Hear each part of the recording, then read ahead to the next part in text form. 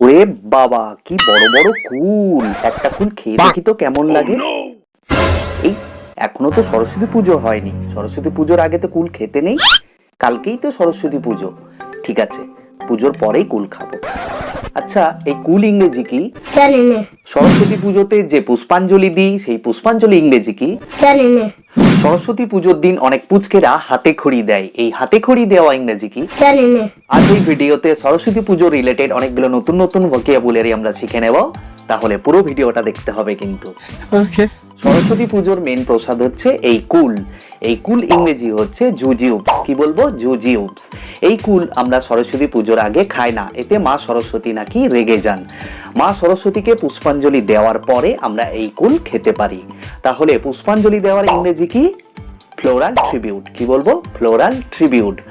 পুষ্পাঞ্জলি দেওয়ার পরে মা সরস্বতীকে আমরা যে প্রসাদ দিয়েছিলাম সেই প্রসাদ আমরা খাই। প্রসাদ ইংরেজি কি? প্রসাদ ইংরেজি হচ্ছে অফারিংস। কি বলবো? অফারিং। এই দিন অনেক বাচ্চারা যারা সবে স্কুলে ভর্তি হবে তারা কি করে? দেবী সরস্বতীর সামনে ঠাকুর মশাইয়ের কাছে হাতে খড়ি দেয়। এই হাতে খড়ি দেওয়া ইংরেজি হচ্ছে ফার্স্ট অ্যাপ্রেন্টিসশিপ। কি বলবো? ফার্স্ট অ্যাপ্রেন্টিসশিপ বা কমেন্সমেন্ট অফ লার্নিং বলা যেতে পারে। দেব ইংরেজি হচ্ছে লর্ড, যেমন লর্ড গণেশা, লর্ড শিবা। দেবী ইংরেজি হচ্ছে গডেস, যেমন গডেস লক্ষ্মী, গডেস সরস্বতী। আমাদের বাড়িতে অনেক দেব দেবী থাকে, এগুলোকে একসঙ্গে দেবতা বলা হয়। এই দেবতা ইংরেজি হচ্ছে ডেইটি।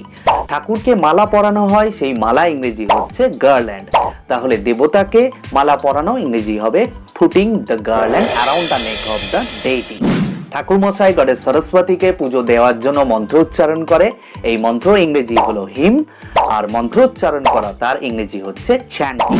গডেস সরস্বতীকে পুষ্পাঞ্জলি দেওয়ার আগে পর্যন্ত আমরা সবাই না খেয়ে থাকি। পুষ্পাঞ্জলি দেওয়ার পরেই আমরা খাবার মুখে দিই। এই না খেয়ে থাকা ইংরেজি হচ্ছে ফাস্টিং। কি বলবো? ফাস্টিং। গডেস সরস্বতীর কাছে প্রে করব সবাইকে বিদ্যা দিক, বুদ্ধি দিক, আর আমার ছোট ছোট ভিউয়ার্স গুলো ইন ফিউচার তারা অনেক বড় মানুষ হোক, তারা লাইফে এস্টাবলিশ হোক, আর বিশেষ করে আমার ভিউয়ার্স আর সাবস্ক্রাইবার্সরা যেন খুব তাড়াতাড়ি ইংরেজি শিখে যেতে পারে। ভিডিওটা ভালো লাগলে একটা লাইক, কমেন্ট ও শেয়ার করে দেবেন। দেখা হচ্ছে পরবর্তী কোনো ভিডিওতে। ততদিন আপনারা ভালো থাকুন।